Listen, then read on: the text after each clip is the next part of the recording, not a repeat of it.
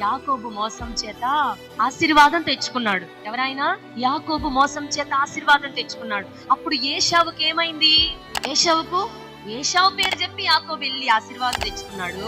ఆ వార్త ఏశావుకు తెలిసిన తర్వాత ఇప్పుడు ఏశావు ఎలాగొస్తున్నాడు? యాకోబు మీదికి చాలా కోపంతో వస్తున్నాడు. లోపల ఏం పెట్టుకున్నాడు? చేదు పెట్టుకున్నాడు. అందుకే ఏశావు ఆశీర్వదించబడలేకపోతే మళ్ళీ దేవుడు ఆశీర్వించాడులేండి, చేదును తొలగించుకున్నాడు.